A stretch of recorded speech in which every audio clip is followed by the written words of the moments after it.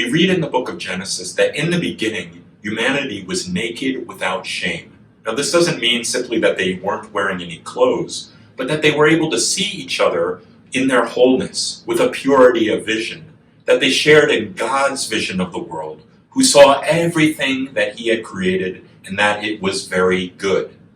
But with the entrance of sin comes the entrance of violence. Sin, by definition, means separation from God, and lack of communion with God leads to a breakdown of the human community. Because when we lose sight of God's vision of the world, we no longer see the other as a gift from God, as someone who is very good, but as an object to use, or perhaps as a threat, or someone to compete with. And so in order to protect themselves, humanity covered up their nakedness, wearing garments of skin, which subtly implies that their sin led to violence, the killing of animals in order to cover up their sinfulness. But as is so often the temptation of humanity, they covered up the symptom, but didn't address the cause of their sin, that their hearts had been hardened against the love of God. And so it wasn't long before this violence spread. In fact, in only one generation, we see Adam and Eve's son Cain kill his brother Abel out of envy. And so violence and hatred would continue to spread throughout all of human history. Today, the church celebrates the feast of the Transfiguration of Jesus. And what does it mean to be transfigured? We heard that Jesus' face shone like the sun, and his clothes became white as light. The light of God, a sign of Jesus' divinity, is able to shine through his humanity. It doesn't destroy or eliminate his humanity, but exalts it, allowing the divinity that was always there, but hidden, to become visible. This is how God reveals himself to the world, not with violence, not by destroying our humanity or our freedom, but by revealing his love and glory in and through us, through our humanity.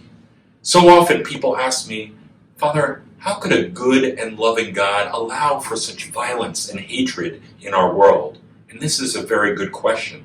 And we might wish that God would just enter into the world and put an end to all violence and violently eliminate all those who work against his kingdom.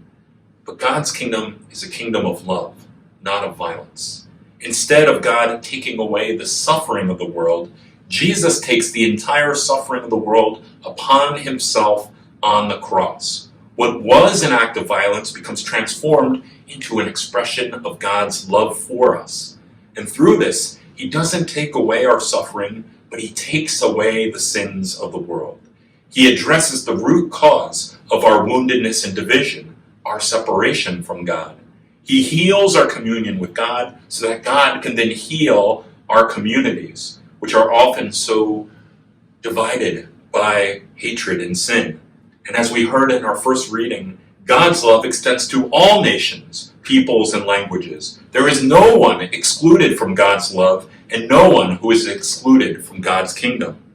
I would like to leave you with an image from C.S. Lewis's book, The Weight of Glory. Lewis invites us to meditate on the idea that God created each person to live with him forever in heaven, to become divinized through our union with him.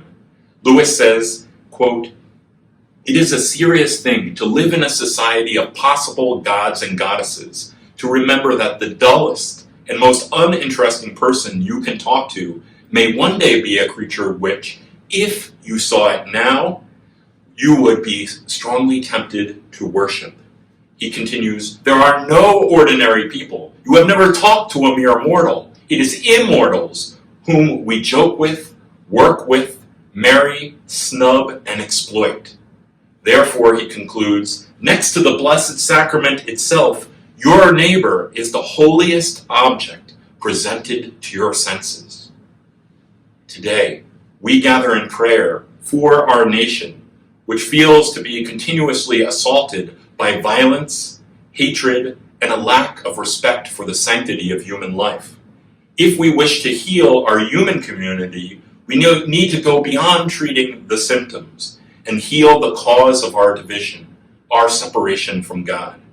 As we contemplate the revelation of Christ's glory in the Transfiguration, we are reminded that God's glory comes not with violence, but as a revelation. Jesus reveals the love of God, who said, "This is my beloved Son, with whom I am well pleased." Each and every person needs to hear these words. You are a beloved son. You are a beloved daughter. That every single person and every single life has inherent dignity and value. Then we can once again share God's vision of the world and recognize God's glory in our neighbor. As C.S. Lewis said, "The weight of my neighbor's glory is a load so heavy that only humility can carry it, and the backs of the proud will be broken. Let us not be proud, but humbly bring Christ's healing love to the world, so that God's glory can be revealed in every single person and in every single community."